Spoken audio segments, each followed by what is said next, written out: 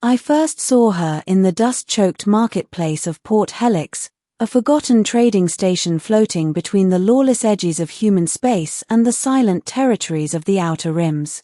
Port Helix was the kind of place where names didn't matter and secrets paid better than honesty. I was there for scrap engineering work, fixing broken shields, salvaged drives, and half-dead androids for anyone with enough credits to bargain. The air smelled of ionized metal and alien spices.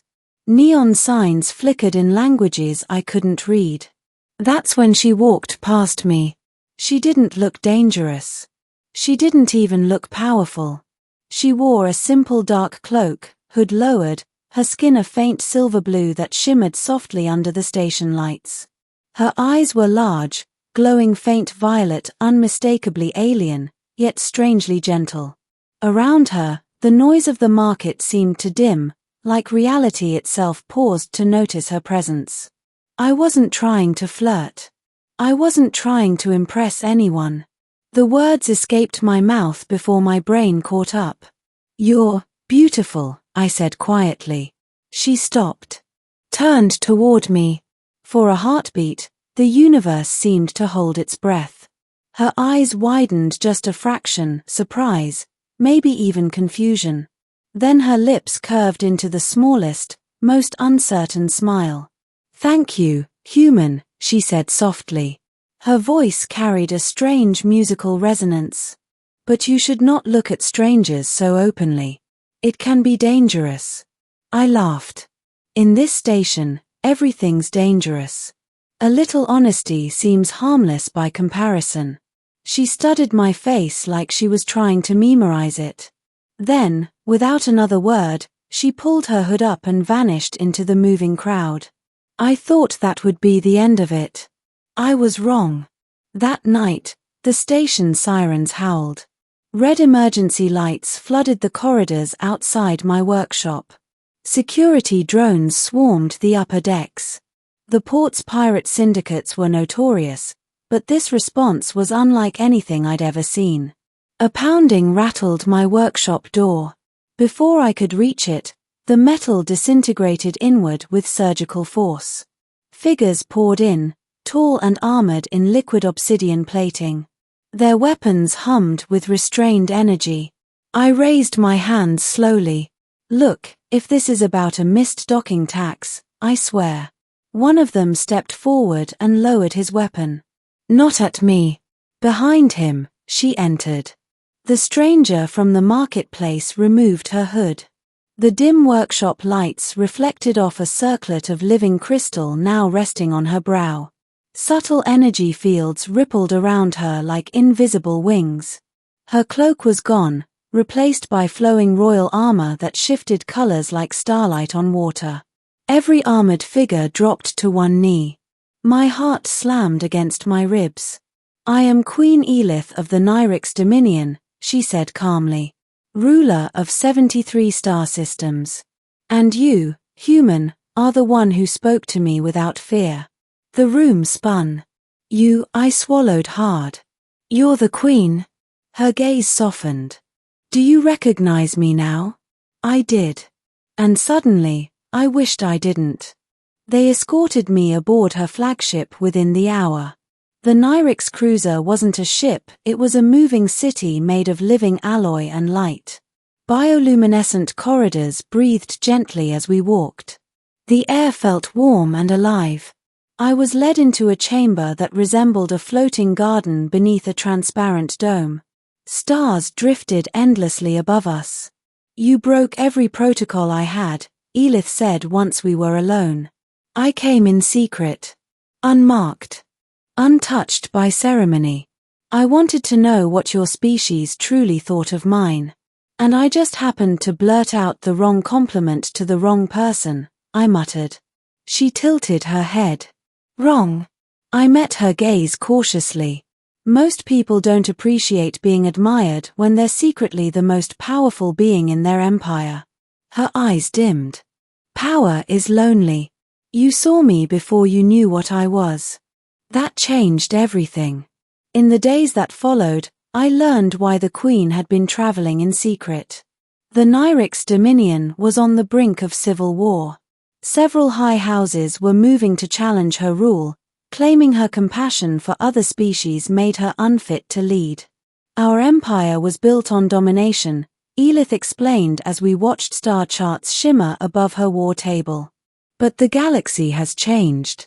Conquest only breeds endless rebellion. And they want you gone for that. They want me dead. I should have been terrified. Strangely, I wasn't. Because as the stars shifted around her, I realized something impossible. I didn't see a queen. I saw the same uncertain stranger from the marketplace. They kept me aboard as a protected civilian, though it felt more like house arrest wrapped in luxury.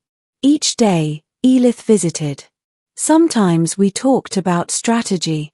Other times, about Earth oceans, rainstorms, and cities that never slept. She asked endless questions about human emotions.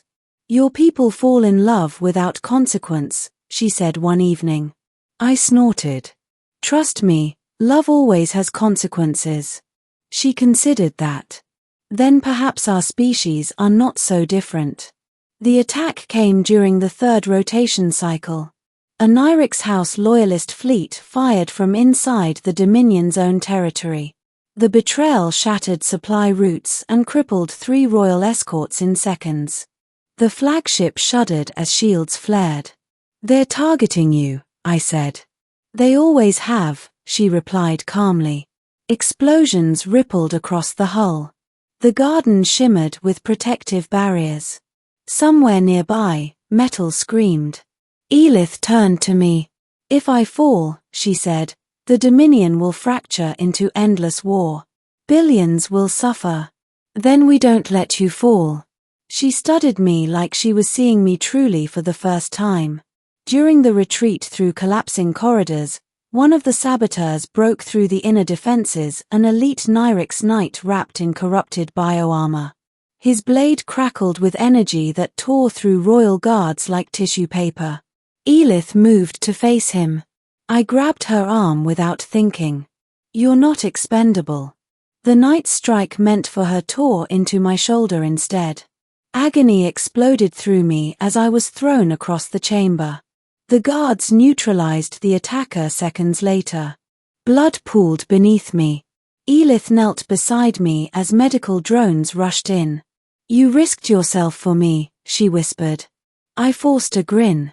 Guess I recognized you after all. The rebellion collapsed within 48 hours. Loyal fleets crushed the insurgent houses. The Dominion stabilized, but the cost was heavy. I recovered slowly in the Royal Medical Wing. When I awakened fully, she was at my bedside. You will return home, she said softly. Your world is not mine. That's it. I asked. After everything? Her expression carried a sadness deeper than space. A queen's heart is not her own. The farewell ceremony was quiet. No crowds. No banners. Just the two of us beneath the stars again, where we first truly spoke. You once asked if I recognized you, I said. Back in the workshop. I didn't. But I think I saw you anyway. She reached out, placing her glowing fingertips against my chest. You saw me when no one else did. The transport doors closed between us. The stars carried me home. Years passed. The Nyrix Dominion became known as the first truly multi-species empire. Peace followed trade. Trade followed prosperity. And sometimes, in the quiet of my workshop, I would swear the stars were watching me. Then one day, a royal signal cut through all planetary channels. Queen Elith appeared on every screen across Earth. Our worlds are no longer strangers, she declared. And neither are our people.